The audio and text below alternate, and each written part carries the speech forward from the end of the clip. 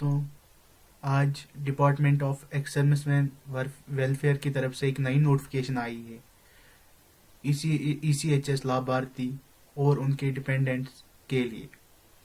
जैसा कि आपको पता है कि पहले जो एम्पलमेंट हॉस्पिटल्स थे वो खाली प्राइवेट हॉस्पिटल्स थे, लेकिन अब गवर्नमेंट हॉस्पिटलों को भी प्राइवेट जैसा किया है। मतलब अब आप बिना पैसे के एक गवर्नमेंट हॉस्पिटल में अपना इलाज करवा सकते हैं।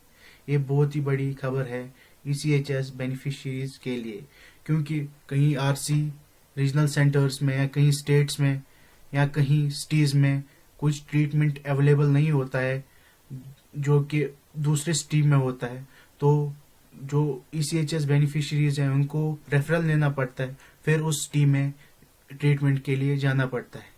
और कहीं यही प्रॉब्लम आती थी कि जो ECHS बेनिफिशियरीज के पास पैसा नहीं होता था एम्प्लॉयड मतलब गवर्नमेंट हॉस्पिटल में खर्चने के लिए, तो वो अपना इलाज उस सिटी के गवर्नमेंट हॉस्पिटल से नहीं करवा सकते थे, क्योंकि पहले आप अपना जो आपका पैसा है वो खुद खर्चना पड़ता था, फिर आपको रिवर्समेंट मिलता था, फिर आपको रिफंड मिलता था ECHS पॉलीक्लिनिक। इसमें क्या होता था, कई बिल्स आपसे खो जाती थी या गुम हो जाती थी, क्योंकि बीमारी में इसका ध्यान नहीं रहता, तो वो पैसे चले जाते थे। और कई जगह आपको ध्यान नहीं रहता था कि मुझे बिल लेनी है इस ट्रीटमेंट की या उस ट्रीटमेंट की। अभी department of ex serviceman welfare ने एक अच्छी पहल की है ECHS बेनिफिशियरीज के लिए। अभी हम देखेंगे पैरा 1 में क्या लिखा है। ये पैरा 1 SOP पैरा 14 SOP में मेंशन्ड है। आज यह इसी के साथ पहले अटैच किया गया है। At present, all government medical facilities are deemed employed and all veterans are permitted to take treatment in any government hospital and have avail 100% reimbursement।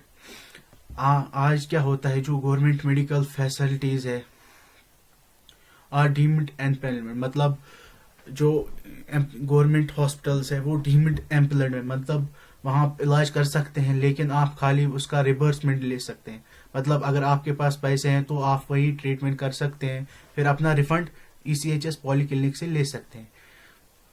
वही आज चल रहा है।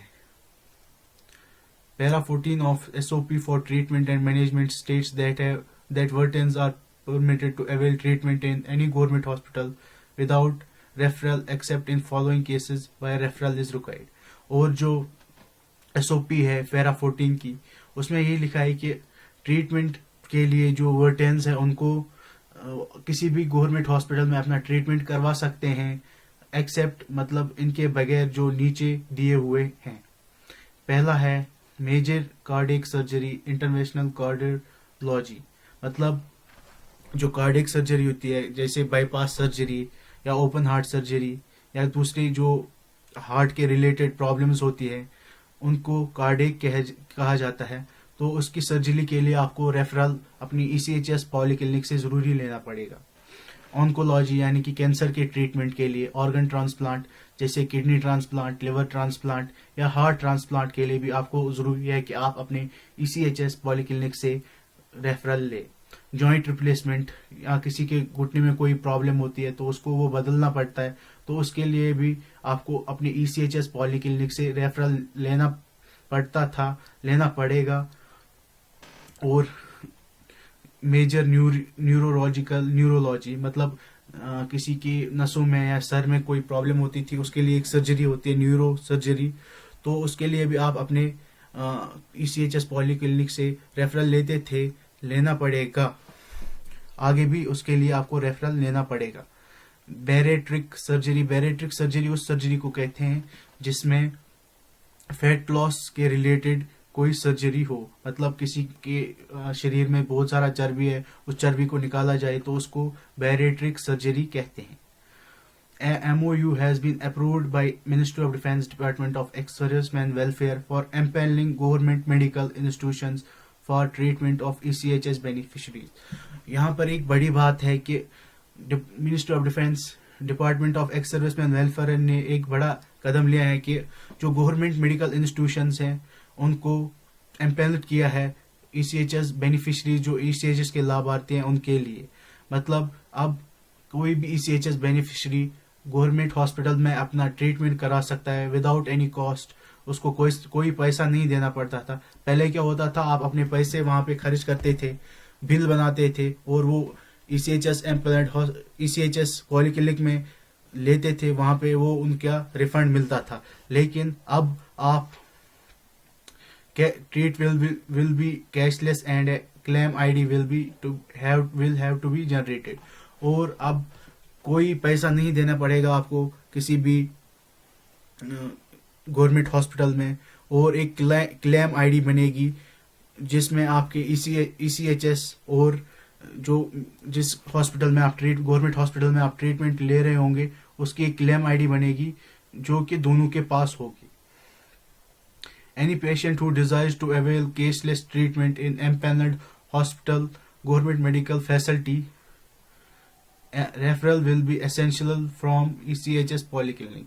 जो भी पेशेंट अपना ट्रीटमेंट किसी भी गवर्नमेंट हॉस्पिटल से, एम्पेनल्ड गवर्नमेंट हॉस्पिटल से करवाना चाहता होगा, वो उसको एक ज़रूरी है कि वो अपनी ECHS पॉलीक्लिनिक से रेफरल ले। The only exemption is when a patient is admitted in emergency and patients above this age of 75 years for OPD। और तभी एक ECHS बेनिफिशरी को रेफरल नहीं लेना पड़ेगा अपनी ECHS से पॉलीक्लिनिक से जब कोई इमरजेंसी हो, मतलब चोट लग गई या अचानक हार्ट अटैक या स्ट्रोक या कोई भी इमरजेंसी सिचुएशन में आपको अपने ECHS से रेफरल नहीं लेना पड़ेगा।